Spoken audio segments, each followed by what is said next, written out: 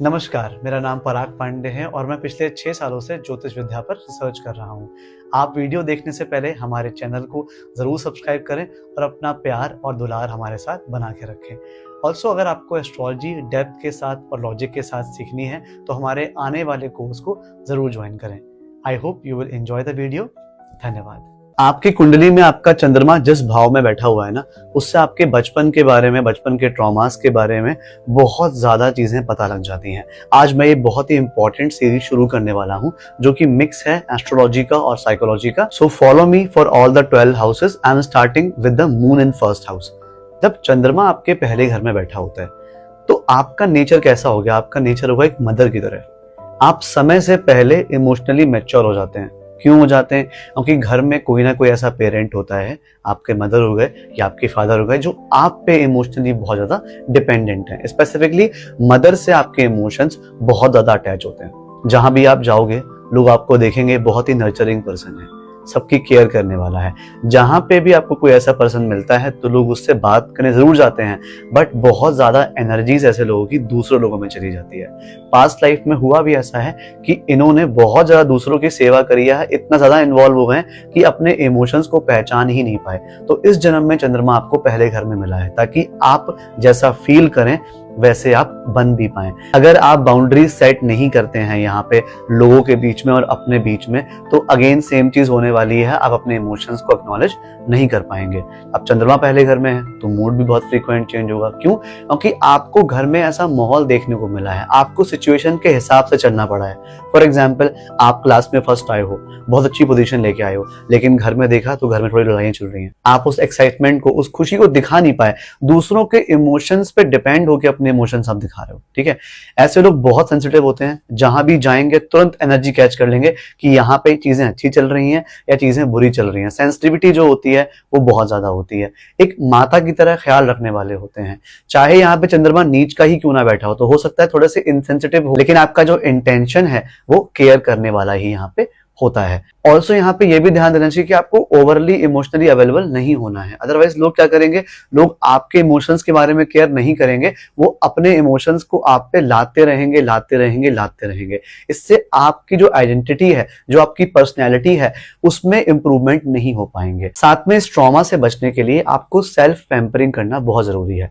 अपना ख्याल रखिए जितने अच्छे से रख पाए। आप सोचिए, माँ अगर अपनी हेल्थ का ही ध्यान ना रखे तो क्या वो बच्चों की सेवा कर पाएगी? नहीं कर पाएगी। तो आपको कुछ इसी तरह से सोच के चलना पड़ता है। इवन आप जिन लोगों को भी अट्रैक्ट करेंगे ना, वो ऐसे लोग होंगे जो कि इमोशनली अच्छे नहीं है, उनके लाइफ में कोई ना कोई इमोशनली ट्रॉमा रहा है। तो जब आप किसी से एक्सपेक्ट करेंगे इमोशनल सपोर्ट तो आपको मिलने के चांसेस काफी कम है। इसीलिए अपने इमोशंस की जो ओनरशिप है ना, वो आपके खुद के ही पास है। और अगर आप खुद को नर्चर नहीं करेंगे, खुद को पैम्पर नहीं करेंगे, तो ये मून डिप्रेशन, एंजाइटी ऐसी चीजें भी दे सकता है। Welcome to moon series part 2। जब चंद्रमा आपके दूसरे घर में होता है, अब देखिए ये आपके जो इमोशन है ना, ये जुड़ गए आपकी फैमिली वैल्यूज से, आपके पोजेशन से। कोई भी ऐसी चीज जो आप सेव करके रखना चाहते हैं, आपका पैसा, आपकी प्रॉपर्टी। यहाँ पे क्या होता है कि आपने बचपन में देखा होता है कि जैसे जैसे पैसा आता गया वैसे वैसे मेरे घर वालों के इमोशंस या उनका बिहेवियर जो है वो इम्प्रूव होता गया। तो आपने ये चीज सीखी कि अगर पैसा रहेगा तो सबका मूड ठीक रहेगा, पैसा नहीं रहेगा तो लोगों का मूड खराब होगा। फॉर एग्जाम्पल, आपके मंथ के स्टार्टिंग में अकाउंट में पैसे पड़े हुए हैं, काफी अच्छा फील कर रहे हो, और एंड में आते आते एकदम अकाउंट में पैसे कम हुए तो मूड भी उस हिसाब से चेंज हो गया। आप लोगों को मैं सलाह दूंगा कि ये मानना बंद कर दीजिए कि अगर आपके पास पैसा, घर, पोजेशंस नहीं होंगे तो आपकी कहीं भी वैल्यू नहीं होगी। वो आपकी फैमिली में देखा गया, आपकी फैमिली के वो ट्रेट्स थे, इस वजह से आपने वैसा सीख लिया है। यहाँ पे क्या है कि लोग बहुत ज्यादा ओवरली अटैच हो जाते हैं अपनी वैल्यूज से। कई बार कुछ नया करना चाहते हैं लेकिन फैमिली की वैल्यूज के अगेंस्ट होता है तो वो कर नहीं पाते। उन्हें लगता नहीं फैमिली में जैसा हो रहा है ना वैसा ही हम कर सकते हैं। अपने पास्ट लाइफ में अपनी फैमिली और फैमिली की वैल्यूज को बहुत ज्यादा प्रायोरिटी नहीं दी है। इस वजह से भगवान चाहते हैं कि आप उनको ध्यान दें और एक हेल्दी रिलेशनशिप मेंटेन करके रखें अपनी वैल्यूज से और अपने परिवार से। लेकिन अगर आप ओवरली पजेस्ड हो जाएंगे उन चीजों को लेके तो ये मून आपको परेशानी भी दे सकता है। यहाँ पे कहीं ना कहीं आपके पास आपके जो फैमिली मेंबर है ना, वो आपको एक इमोशनल पर्सन समझते हैं। कोई भी जो मैटर होगा, आपके छोटे भाई बहन भी हैं, हर कोई है, लेकिन आपकी तरफ ही लोग आएंगे आपसे बात करने, क्योंकि उनको लगता है कि यही ऐसा पर्सन है जो घर में इमोशंस मेंटेन करके रखता है। सकता है। अब आप चाहे मेल हो चाहे फीमेल हो, आपको किसी ना किसी फैमिली मेंबर के एक माँ की तरह आपको ध्यान रखना पड़ेगा। ऑल्सो सबसे नेगेटिव चीज जो इस प्लेसमेंट में हो सकती है वो ये कि इंसान को लगता है कि अगर मैं किसी को पैसे दूंगा या किसी को सिक्योरिटी दूंगा, किसी को कुछ पोजेशंस दे दूंगा तो वो मेरा हो जाएगा। ये गलत है। आप किसी को भी कितना दे देना, उसका पेट नहीं भरने वाला, तो थोड़े पैसे खुद पे भी खर्च करिए। ऐसे लोगों के लिए टोन बहुत मैटर कर जाती है। आप बात कैसे कर रहे हैं, आपकी टोन कैसी है, वो बहुत ज्यादा मैटर करती है। जब भी चंद्रमा आपके सेकंड हाउस में बैठा होता है, आपकी टोन से आपके इमोशंस को पहचान सकते हैं। इतने सेंसिटिव होते हैं ये लोग, जिसका भी चंद्रमा सेकंड हाउस में बैठा होता है। मून सीरीज पार्ट 3 में आपका स्वागत है। क्या होता है जब चंद्रदेव बैठ जाते हैं आपके तीसरे भाव में। अब आप देखिए, तीसरा भाव जो है ना, वो एफर्ट्स का है। एक ऐसा हाउस है जहां से आप जीवन भर सीखते रहते हैं, इसलिए वो हाउस स्किल्स का भी होता है। इसका मतलब क्या है कि आपके अपने इमोशंस को पराक्रम के, मतलब आपको अपने इमोशंस को बहुत ज्यादा पावर के साथ दिखाना पड़ रहा है। पास्ट लाइफ में ऐसा रहा होगा कि जो आपने वर्ड चूज करे होंगे या जो आपके बात करने का तरीका रहा होगा वो सेंसेबल नहीं रहा होगा। आपने झूठ बोला है, आपने मैनिपुलेट करा है, इसलिए आपको तीसरे घर में चंद्रमा मिला है। अब यहाँ पे आप सबसे ज्यादा सेंसिटिव हो जाते हैं बात करते वक्त। हो सकता है बचपन में आप बहुत बोलते हो, बहुत सवाल पूछते हो, लेकिन आपको टोका जाता हो कि बेटा ऐसे बात नहीं करते, या थोड़ा कम बात करो, थोड़ा कम बोलो, इतना सेंसिटिव मत हो। तो यहाँ पे आपको अपने इमोशंस दिखाने के लिए बहुत एफर्ट लगाने पड़े, क्योंकि आपके बचपन में किसी ने इजीली आपके इमोशन समझने की कोशिश नहीं करी। आपको बहुत बोलना पड़ा, आपको लिखना पड़ा, आपको ज्यादा कम्युनिकेट करना पड़ा अपने इमोशंस को बाहर निकालने के लिए। ये जो तीसरा घर होता है ना, ये हमारे छोटे भाई बहनों का भी होता है। तो आपके छोटे भाई बहन या छोटे कजन से आपके इमोशनल बॉन्ड बहुत ज्यादा अच्छे होंगे, या फिर यूं कहिए कि जो आपके छोटे भाई बहन है वो आप पे इमोशनली डिपेंडेंट है। अब यहाँ पे चंद्रमा अगर नीच का हो जाता है तो यहाँ पे क्या है कि भाई बहनों के बीच में खटास भी आ सकती है, मतलब जो मनमुटाव होता है वो होने के बहुत हाई चांसेस होते हैं यहाँ पे। अब यहाँ पे देखिए कि जो मून है ना, वो मदर का भी कारक होता है। इसका मतलब क्या है कि आपकी मदर ने हार्डवर्क बहुत करा है। अब यहाँ पे आप देखिए कि जो थर्ड हाउस है ना, ये हमारे सबकॉन्शियस माइंड का भी है। तो ऐसे लोगों को सपने बहुत फ्रीक्वेंट आते हैं। आप लोग सुनेंगे जिनका भी मून थर्ड हाउस में, उन्होंने कुछ ना कुछ तो देखा होता है, जो सपने अपने आके माता पिता के क्लोज मेंबर को बताते जरूर है कि मैंने आज ये देखा या मैंने आज वो देखा। हाउएवर, इनका प्लानिंग जो होता है वो बहुत अच्छा होता है। कुछ भी प्लान करना चाहेंगे तो बहुत अच्छे से प्लान करेंगे, और बहुत सेंसेबल भी होते हैं बोलने में, बहुत अच्छे कम्युनिकेटर भी होते हैं। लेकिन आपको यहाँ पे ध्यान देना है कि प्लानिंग ही सब कुछ नहीं होती, एग्जीक्यूशन भी करना होता है। तो यहाँ पे अगर मंगल सपोर्टिव है आपका, तो आप कम्युनिकेशन के साथ साथ बहुत अच्छा एग्जीक्यूट भी कर पाएंगे। लेकिन अगर मंगल अच्छा नहीं है तो उस पर आपको काम करना पड़ेगा। इमोशनली अगर आप किसी के प्रति अटैच हो जाते हैं तो उससे अपनी बातें जरूर कहें, लेकिन बहुत सेंसेबल होके। ऐसा नहीं कि आपके मन में जो रॉ इमोशंस आ रहे हैं वो आपने बोल दे, बिकॉज आजकल दुनिया उसको सुनने के लिए तैयार नहीं होती। कहीं ना कहीं थोड़ा इन लोगों को बचपन से ही मैनिपुलेशन जो है सीखना पड़ता है, या फिर एक माहौल ऐसा बन जाता है कि डायरेक्ट अपनी बात नहीं कह पाते। तो कोई भी ऐसे काम जो कम्युनिकेशन से जुड़े हुए हैं, चाहे वो एस्ट्रोलॉजी है या कोई भी सेल्स वाला काम है, कंटेंट वाला काम है, उसमें ये लोग काफी अच्छे होते हैं। ऑल्सो ऐसे लोग अगर डेली लेवल पे जर्नलिंग करने लग जाते हैं, एक डायरी मेंटेन करते हैं, तो जो उनका बचपन का ट्रॉमा है, या फिर जो बच्चा दबा हुआ है इनके मन में, जो बोलना चाहता है, बहुत कुछ कहना चाहता है, अपने इमोशंस को बताना चाहता है, वो बाहर आ पाएगा, जिससे इन लोगों के जो इमोशंस है ना वो स्टेबल रहेंगे। जब चंद्रमा आपके चौथे घर में बैठा होता है ना, इट्स लाइक कि जैसे जमीन पे बारिश हो गई हो, मिट्टी और पानी का मिलन हो गया हो यहाँ पे। क्योंकि चौथा घर दिखाता है धरती को, जमीन को, और मून दिखाता है वाटर को। तो यहाँ पे चीजों का निर्माण होना शुरू होता है, यहाँ पे चीजों का नर्चर होना शुरू होता है। ये लोग चाहे मेल हो चाहे फीमेल हो, इनके जो मदर वाले इंस्टिंक्ट होते हैं वो काफी अच्छे होते हैं। एक माँ जैसे एक बच्चे को पालती है, उसके रोने से पहचान जाती है कि ये चाहता क्या है। कुछ लोग बोलने से भी नहीं समझ पाते, ये लोग आपके बिना बोले आपको समझ जाएंगे। इतने ज्यादा इमोशनली सेंसिटिव होते हैं ये लोग। यहाँ पे आप देखेंगे कि अगर आपको प्रॉब्लम हो रही है तो आपको उतनी प्रॉब्लम फील नहीं होगी, लेकिन जिसका चंद्रमा चौथे घर में होगा ना, वो आपकी प्रॉब्लम को आपसे ज्यादा फील कर सकता है। जो भी इनके पास बैठेगा ना, ये चाहेंगे कि वो बहुत कंफर्टेबल रहे। मेहमान इनके आएंगे 2 दिन के लिए, रुक के जाएंगे 4 दिन। क्यों? क्योंकि इतना नर्चरिंग नेचर है, इतना वेलकमिंग नेचर होता है इन लोगों का। प्रॉब्लम यहाँ पे क्या आती है कि आप दूसरों के इमोशनल बैगेज को लेके चलते हो, दूसरों की प्रॉब्लम से बहुत जल्दी अफेक्टेड हो जाते हो। अब आप यहाँ पे देखिए कि आप दुनिया भर की प्रॉब्लम सॉल्व नहीं कर सकते, तो थोड़ा सा यहाँ पे आपको बाउंड्रीज बना के चलनी चाहिए कि मुझे किस चीज के प्रति इमोशनल होना है, किस चीज के प्रति इमोशनल नहीं होना। अगर आपका चंद्रमा चौथे घर में है और अगर आप बुरा फील करते हैं कि मैं इतना इमोशनल क्यों हूं, तो आपको बिल्कुल भी बुरा फील करने की जरूरत नहीं है। आजकल के ज़माने में जहाँ लोग छोटी छोटी बातों का बड़ा बड़ा इशू बना देते हैं, आपकी कमज़ोरियों का मजाक उड़ाते हैं, वहाँ पे अगर आप अपने इमोशंस एक्सप्रेस कर पा रहे हो ना, तो आप वीक नहीं हो, आप सबसे ज़्यादा स्ट्रॉन्ग पर्सन हो। इस चीज़ को आप हमेशा ध्यान में रखना। मदर या फैमिली में कोई ना कोई मेंबर ऐसा होता है जो इमोशनली आप पे बहुत ज्यादा डिपेंडेंट हो, या यूं कहिए कि आपको एक मदर का रोल अदा करना होता है अपने घर में। आप यहाँ पे देखिए, चौथा घर जो होता है ना, वो लग्जरी का होता है, लेकिन सबसे बड़ी लग्जरी क्या है? सबसे बड़ी लग्जरी है हमारे इमोशंस। नो मैटर हम कितने अमीर हैं, कितना पैसा है हमारे पास, कितनी कार्स हैं, लेकिन हमारे इमोशंस स्टेबल नहीं है तो हमारे पास कुछ भी नहीं है। जिसका भी चंद्रमा चौथे घर में होता है, जब भी ये पर्सन प्यार में पड़ता है, ये प्यार नहीं करते, ये सामने वाले इंसान को गोद ले लेते हैं, एकदम मतलब उसकी मदर बन के ख्याल रखते हैं उसका, क्या खाया क्या नहीं खाया, छोटी से छोटी माइन्यूट से माइन्यूट डिटेल, इवन आपके साइलेंस को भी पढ़ सकते हैं, इतनी अच्छी कैपेबिलिटी होती है जिसका भी चंद्रमा चौथे घर में होता है। अगर आपके पास बहुत सारे इमोशंस हैं तो अपने आप को आप बहुत अच्छा मानिए, क्योंकि इमोशंस ही हैं जो आपसे जीवन भर बिना थके, बिना किसी छुट्टी के भी वो काम करवा सकते हैं जो आपके इमोशन से अटैच हैं। जैसे कि हमारी मदर हमारे लिए बिना किसी छुट्टी के काम करती रहती है, करती रहती है, करती रहती है। इसलिए आप अपने इमोशंस को कमजोरी मत मानिए, इसको अपनी पावर मानिए। इसी सही जगह चैनलाइज करेंगे ना, ये इमोशंस आपको दुनिया का राजा भी बना सकते हैं। अगर आपको प्यार को अच्छे से समझना है तो आपको moon in the fifth house समझना पड़ेगा। मून की अगर आपको स्टोरी पता हो तो उसको रोहिणी से प्यार था, उसके चक्कर में उसने बाकी 26 बहनों से भी शादी करी, लेकिन अभी भी उसका प्यार रोहिणी की तरफ ही ज्यादा था। तो प्यार में कुछ भी ऐसा कर जाना जो कोई नहीं कर सकता, वो moon in the fifth house कर सकता है। आपको इस चीज का ध्यान देना है कि जो 5वीं राशि होती है वो सिंह की होती है। तो यहाँ पे इमोशंस तो है ही, इमोशंस के साथ साथ कॉन्फिडेंस भी है, इमोशंस के साथ साथ क्रिएटिविटी भी है। लेकिन एक चीज जो आप सब लोग मिस कर देते हैं वो ये कि सिंह राशि इंडिपेंडेंस को भी दिखाती है, और हम अभी तक प्यार को बहुत गलत समझते आए हैं। अब आप एग्जाम्पल के लिए समझिए कि एक प्रोजेक्टर है, उस पर एक मूवी दिखाई जा रही है, हम कहाँ देख रहे हैं? जहां पे मूवी चल रही है, किसी पर्दे पे, किसी दीवार पे, लेकिन हम प्रोजेक्टर पे ध्यान नहीं देते। ऐसे ही हमारा प्यार भी होता है। वो प्यार जो होता है ना, वो होता हमारे ही अंदर है। वो जो सामने वाला पर्सन होता है ना, वो बस पर्दा होता है।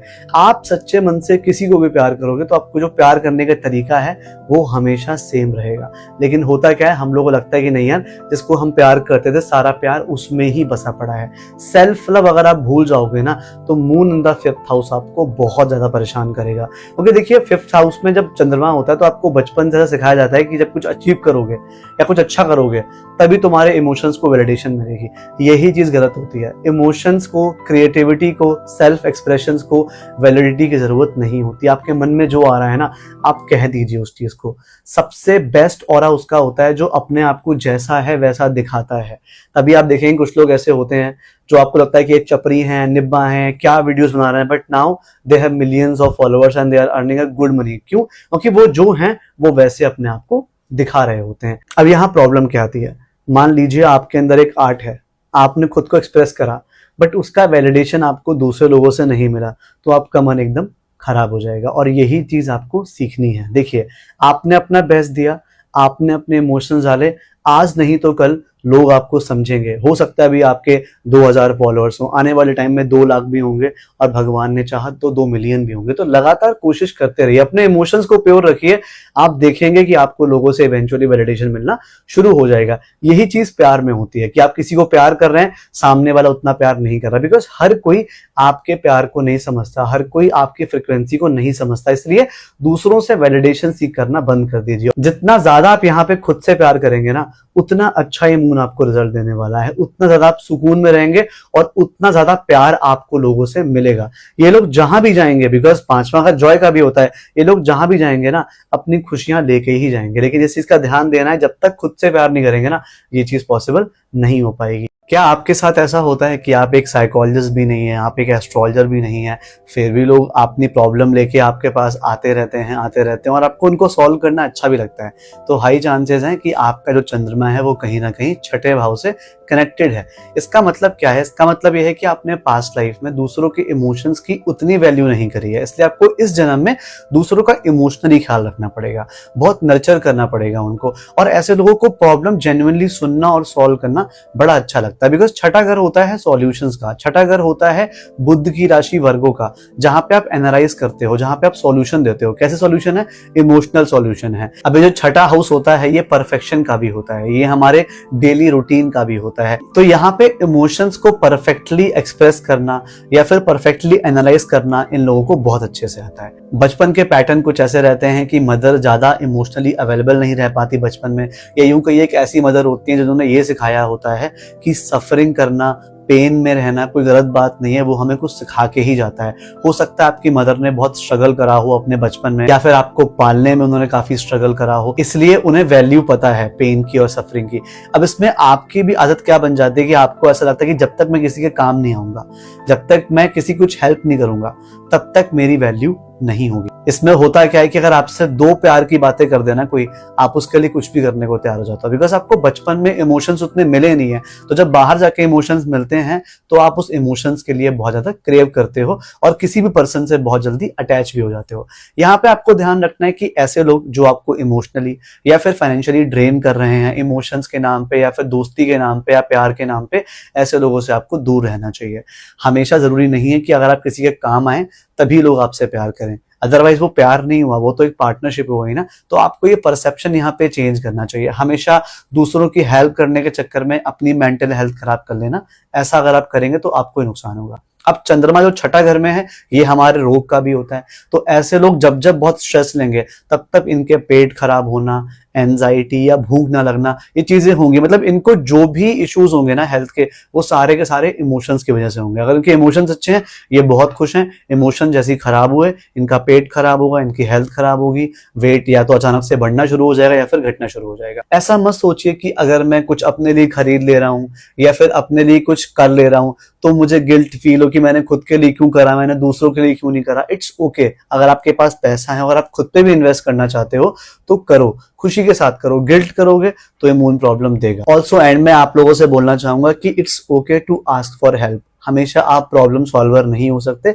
जहां आपको मदद की जरूरत पड़े वहां मांगिए, आपका मून बहुत अच्छे से बैलेंस रहेगा और आपको अच्छे फल भी देगा। नमस्कार, मून सीरीज पार्ट 7 में आपका स्वागत है। क्या होता है जब चंद्रदेव बैठ जाते हैं आपके 7th हाउस में? 7th हाउस हो जाता है आपके कॉम्प्रोमाइज का, और जो भी आप किसी से डील करते हैं, किस तरीके से आप डील करते हैं किसी से भी, कैसे आप निगोशिएट करते हैं, वो दिखाता है आपका 7th हाउस। जब यहाँ पे चंद्रमा बैठ जाता है तो आप रिश्तों के लिए बहुत ज्यादा सेंसिटिव हो जाते हो। जैसे कि आप चाहे कितने भी खुश हो, लेकिन अगर आपके आसपास में आपके मदर फादर हैं या कोई भी पर्सन है, वो लोग अगर खुश नहीं होंगे तो आपका मन अच्छे से किसी भी काम में नहीं लगेगा। ये क्यों होता है? क्योंकि पास्ट लाइफ में आप बहुत ज्यादा सेंसिटिव नहीं रहे हैं रिश्तों को लेके। आपने सिर्फ अपने इमोशंस के बारे में सोचा है, दूसरों के इमोशंस के बारे में नहीं सोचा। तो इस जन्म में आपको दूसरों के इमोशंस का बहुत अच्छे से ध्यान रखना होता है। यहाँ पे देखा जाए मदर का कारक होता है चंद्रमा। तो जब मदर का कारक आपके 7th हाउस में बैठता है तो कहीं ना कहीं आपकी जो पार्टनरशिप होती है या जो आपके रिलेशनशिप्स होते हैं वो मदर से बहुत ज्यादा इन्फ्लुएंस होते हैं। लेकिन कहीं कहीं केसेस में मदर आपके मैरिड लाइफ में डिस्टर्बेंस भी लेके आ सकती है अगर वो मून अच्छे से प्लेस नहीं है। अपना खुद का ओपिनियन रखेंगे तो बहुत ज्यादा अच्छा रहेगा। बचपन का पैटर्न कुछ ऐसा रहता है कि आपने बचपन से या तो बड़ी फैमिली देखी होती है या फिर अपने मदर फादर के बीच में या कोई ना कोई फैमिली में कॉन्फ्लिक्ट देखा होता है। तो आपको कॉन्फ्लिक्ट को सॉल्व करना एक बीच में मीडिएटर के रूप में बन के बहुत आपको अच्छा लगता है। ऐसा हुआ ना, फॉर एग्जाम्पल आपके मदर फादर आपस में बात नहीं कर रहे हैं, आपने जाके बीच में बोला कि मम्मी प्लीज बात कर लो, या पापा को बोला, जो भी है जिनकी भी लड़ाई हुई है उनके बीच में जाके खुद आपने इंटरवीन करा, फिर उन लोगों की बात होना शुरू हो गई। तो रिलेशनशिप काउंसलिंग जैसे काम या फिर बिजनेस जहां पे डील होती है, आप दूसरे को अच्छे से समझ पाते हो, अच्छे से नेगोशिएट कर पाते हो, ये सारे काम आपके लिए बहुत ज्यादा अच्छे होते हैं। यहाँ पे आपको जो भी पार्टनर मिलेगा वो बहुत ज्यादा फिजिकली एक्टिव होगा। ठीक है, हर रोज कुछ ना कुछ नया काम उसे करना होगा, कुछ ना कुछ नया काम वो करना चाहता होगा। तो आपका जो मन है वो कहीं ना कहीं उसके पीछे जाता रहेगा कि अपना ध्यान रख रहा है नहीं रख रहा है, इसने खाना खाया नहीं खाया, इसने पानी पिया है नहीं पिया। और सिर्फ हस्बैंड का ही नहीं, हस्बैंड से जुड़े हुए सारे रिश्तों का ध्यान आपको रखना होता है। ये बहुत अच्छा प्लेसमेंट होता है रिश्तों को निभाने के लिए। यहाँ पे आपको किस चीज का ध्यान देना चाहिए? देखिए, 7th हाउस होता है लगन से सबसे दूर। ठीक है, लगन के सामने बैठा हुआ होता है वो। तो इमोशनल वैलिडेशन आप दूसरों से बहुत एक्सपेक्ट करते हो, ये यूं कहिए कि अपने पार्टनर के थ्रू आप खुद को जानने का प्रयास करते हो, ठीक है, कि आपका पार्टनर कैसा रिस्पॉन्ड कर रहा है, उससे आपको अपनी आइडेंटिटी पता लगती है। अगर वो गुस्सा है तो आप फिर किसी से भी बात नहीं करोगे, तो ऐसा कुछ जो सेंसिटिविटी होती है ना रिलेशनशिप्स को लेके, वो बहुत ज्यादा बढ़ जाती है। यहाँ पे मैं आपको सलाह दूंगा कि इमोशनली जितना आप डिपेंडेंट दूसरों पे रहेंगे उतना आप परेशान होंगे, जितना सेल्फ डिपेंडेंट रहेंगे उतने ज्यादा आप यहाँ पे खुश रहने वाले हैं। तो खुशियों के लिए या फिर इमोशंस के लिए दूसरों पर जितना कम डिपेंड रहेंगे उतना ही मून यहाँ पे आपको अच्छे फल देगा। नमस्कार, मून सीरीज पार्ट 8 में आपका स्वागत है। क्या होता है जब चंद्रमा बैठ जाता है आपके 8वें हाउस में? देखिए, चंद्रमा है बहुत ही सॉफ्ट, बहुत ही कोमल, और कहाँ बैठ गया? बैठ गया जाके 8वें घर में, जहां पे कोई भी सर्टेनिटी नहीं है, कब क्या हो जाए हमें खुद नहीं पता होता। अगर मैं बात करूं आपके पास्ट लाइफ कर्म का, तो पास्ट लाइफ कर्म आपके कुछ ऐसे होते हैं कि आपने कंफर्ट को और अपने सुख को अच्छा होते हुए भी उसको नेगेटिवली देखा है। आपने पॉजिटिव चीजें अपनी लाइफ में कम देखी हैं, नेगेटिव चीजें आपने ज्यादा देखी हैं। तो इसलिए भगवान आपको चाहते हैं कि आप डिफरेंट सिचुएशन से निकलें, ताकि आपको पता लगे कि सुख जो होता है वो हमारे अंदर ही होता है, बाहर नहीं होता। बेसिकली 8वें घर का चंद्रमा आपको सबमिट करवाना चाहता है भगवान की इच्छाओं के लिए, कि भाई कर्म करो, लेकिन फल देने की जो शक्ति है वो भगवान के पास ही है। और जब तक आप ये सीख नहीं लेते तब तक ये चंद्रमा आपको परेशान करता रहता है। तो जब ये चंद्रमा आपके 8वें घर में बैठ जाता है, तो आपके मदर का नेचर ऐसा होता है कि बहुत छोटी छोटी बातों पे बहुत ज्यादा परेशान हो जाती हैं, बहुत ज्यादा ही ओवर प्रोटेक्टिव हो जाना। आपने खुद से बचपन में अपने घर में ऐसे कुछ इमोशंस देखे होते हैं जो बहुत रैपिडली चेंज हो रहे हैं, चाहे वो फाइनेंशियल सिचुएशन हुई, या आपका घर बार बार बदल रहा है, या आपके जो घर वालों के इमोशंस हैं वो बार बार चेंज हो रहे हैं। तो आप ये सीखते हो कि आपको मास्टर करना पड़ेगा किसी भी सिचुएशन में अपने इमोशंस को बैलेंस करने का। यहाँ पे चंद्रमा सिखाता है कि आपको हर सिचुएशन में कैसे अपने इमोशंस को बैलेंस करना है। सबसे बेस्ट बात यह है चंद्रमा की कि अगर आपने इसको मास्टर कर लिया तो सच में नो मैटर क्या सिचुएशन है, आप अपना बेस्ट उसमें प्रोवाइड करोगे। ये लोग बहुत अच्छे एस्ट्रोलॉजर, बहुत अच्छे साइकोलॉजिस्ट बनते हैं। ऐसी बातें जो लोग मुंह से नहीं बोल पाते वो ये लोग देख के ही सेंस कर लेते हैं। ये किसी इंसान के पास खड़े हो जाएंगे ना, उसके मन में क्या चल रहा है, उसके अंदर क्या चल रहा है, वो तुरंत भांप लेंगे। क्यों? क्योंकि ये चंद्रमा कहाँ बैठ गया? ये 8वें घर का चंद्रमा है, ठीक है। इसके अंदर इंट्यूशन बहुत भरपूर है, दूसरों के इमोशंस को तुरंत पहचान जाना। क्यों? क्योंकि उन्होंने बहुत सारे इमोशंस को अपने बचपन में ही देख लिया है। कई बार मैंने देखा कि इन लोगों के बचपन में जो वर्स्ट से वर्स्ट चीज जो एक एडल्ट को देखनी चाहिए वो ये लोग अपने बचपन में ही देख चुके होते हैं, इसलिए इमोशनल मैच्योरिटी इन लोगों की बहुत ज्यादा होती है। अब आप लोगों को मेरी एक सलाह ये है कि आप लोग कोई ऐसा पर्सन रखें जिसको अपने सीक्रेट्स बता सकें। हर कोई बुरा नहीं होता, ये चीज आपको दिमाग से निकाल देनी है कि भाई हर एक इंसान बुरा है। कुछ अच्छे लोग भी हैं दुनिया में बाकी, जो सच में आपका भला चाहते हैं, जो सच में आपके बारे में पॉजिटिव सोच रहे हैं। तो उस चीज का आपको ध्यान देना होता है। साथ में यहाँ देखते हैं, अगर चंद्रमा यहाँ पे अच्छी अवस्था में बैठा हुआ है तो आप लोगों को ससुराल जो है वो बहुत प्यार करने वाली मिलती है। और अगर चंद्रमा अच्छा नहीं है, बहुत ज्यादा इनसेंसिटिव लोग भी मिल सकते हैं। तो इसका ध्यान रखें। अगर आप मैरिज करने जा रहे हैं और चंद्रमा 8वें घर में है, अगर आपको एस्ट्रोलॉजी सीखने का मन कर रहा है और आपका चंद्रमा 8वें घर में है, तो जरूर करिए, क्योंकि इससे आपका चंद्रमा काफी स्ट्रांग हो जाएगा। इसे पता लग जाएगा कि जो होता है वो किसी कारण से होता है, और जो छोटी छोटी बातों पर परेशान होने वाली आदत है वो भी छूट जाए। नमस्कार, मून सीरीज पार्ट 9 में आपका स्वागत है। क्या होता है जब चंद्रदेव बैठ जाते हैं आपके 9वें भाव में? 9वां भाव है स्पिरिचुअलिटी का, 9वां भाव है आपके बिलीफ का, आपके फेथ का। ये भाव आपके पिता को भी दिखाता है और 9वां भाव आपके डीएनए को भी दिखाता है। तो जब भी चंद्रमा यहाँ बैठा होता है तो आप अपनी वैल्यूज को लेके, अपने बिलीफ को लेके काफी ज्यादा इमोशनल होते हो। जैसे आप किसी पर्टिकुलर पर्सन को, अपने गुरु को फॉलो कर रहे हो तो बहुत इमोशनली फॉलो करोगे। यहाँ पे प्रॉब्लम कभी कभी क्या आती है कि जब भी हम इमोशनली कहीं कनेक्ट होते हैं ना, हम लॉजिक देखना बंद कर देते हैं। आपको थोड़ा ध्यान देना चाहिए कि दुनिया जो है वो चेंज हो रही है, दुनिया बदल रही है। अगर आप अपने सेट ऑफ वैल्यूज की वजह से बार बार सेम चक्कर में फंस रहे हैं, सेम प्रॉब्लम में फंस रहे हैं, तो यहाँ पे जरूरत है उस बिलीफ सिस्टम को चेंज करने की, थोड़ा सा प्रैक्टिकल होने की, थोड़ा सा जमाने के साथ चलने की। लेकिन ये चीज यहाँ पे नहीं हो पाती। बचपन से आपने सीखा होता है कि अपनी वैल्यूज पे रहो, वैल्यूज पे नहीं रहोगे तो प्रॉब्लम होगी। लेकिन जब आप बड़े होकर दुनिया में जाते हो तो आपको पता लगता है कि नहीं, लोग तो ऐसा कुछ मानते ही नहीं है। तो बहुत ज्यादा इमोशनली इनकी जो फीलिंग्स हैं वो शैटर हो जाती हैं जब ये देखते हैं कि जो इनका बिलीफ सिस्टम था और जो दुनिया का बिलीफ सिस्टम था वो बहुत ज्यादा अलग है। यहाँ पे मैं आपको सलाह दूंगा कि हर एक चीज के बारे में पढ़िए, हर एक चीज़ के बारे में जानिए। ऐसा नहीं कि जो आपका कास्ट है, आपका कल्चर है, आपके लिए जो बताया गया है वही चीज़ सही है।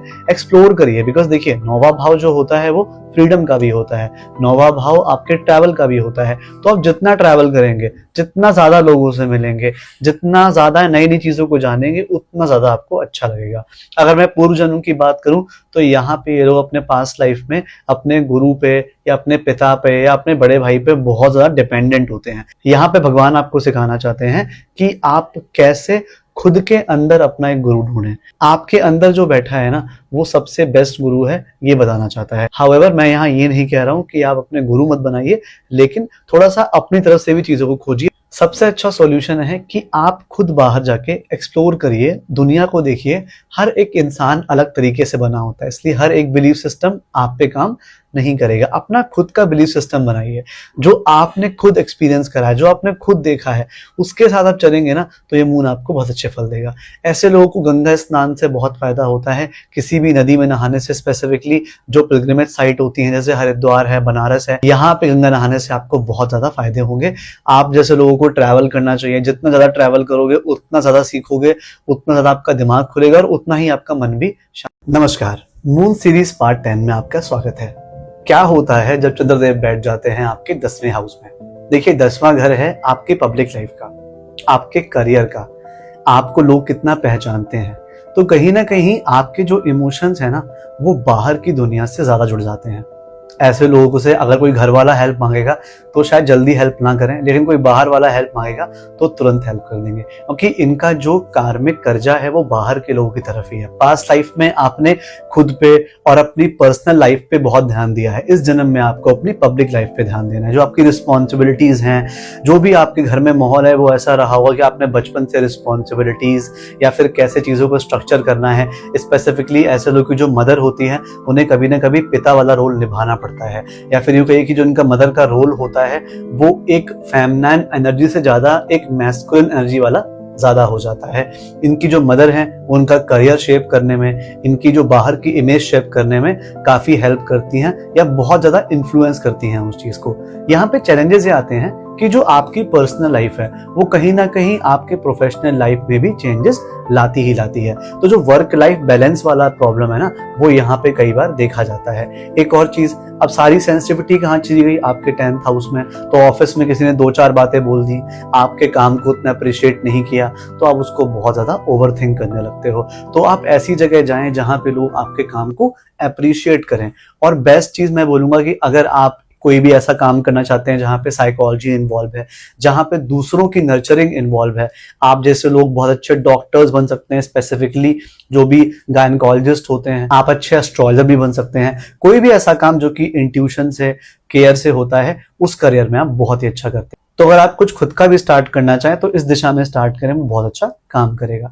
यहाँ पे एक चीज और देखी जाती है कि इन लोगों को अपने जो एफर्ट्स होते हैं वो लगातार डालते रहने चाहिए। ऐसा नहीं कि आज इमोशनली मोटिवेटेड हैं तो बहुत ज्यादा काम कर दिया, नहीं है तो कुछ नहीं करा, खाली बैठे हैं। इससे क्या होगा, आपकी जो कंसिस्टेंसी है वर्क प्लेस पे वो कहीं ना कहीं हैम्पर होगी।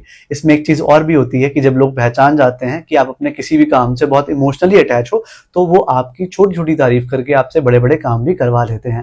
तो एक बाउंड्री आपको सेट करनी चाहिए कि मुझे कितना एग्जॉस्ट होना है, कितना नहीं होना। ऑल्सो एक चीज मैं आपको बोलूंगा कि दूसरे क्या कह रहे हैं, ऑफिस में लोग आपके बारे में क्या कह रहे हैं, फिर पब्लिक आपके बारे में क्या कह रही है, इससे आपको बहुत ज्यादा बॉदर नहीं होना चाहिए। जितना ज्यादा आप खुद को जानेंगे उतना ज्यादा ये मून आपकी हेल्प करेगा। सेल्फ अवेयरनेस यहाँ पे बहुत एक की बन जाता है आपके करियर में और आपके लाइफ में सक्सेस के लिए। साथ में ऐसे लोगों को अगर कोई ऐसा काम करते हैं जो इनके घर से ही कर सकें, जैसे कि कोई वर्क फ्रॉम होम जॉब लग जाती है इनकी, या फिर कोई भी ऐसा बिजनेस है जो घर बैठे चला सकते हैं, उसमें काफी ज्यादा सक्सेस इन लोगों को मिलती है। नमस्कार, मून सीरीज पार्ट 11 में आपका स्वागत है।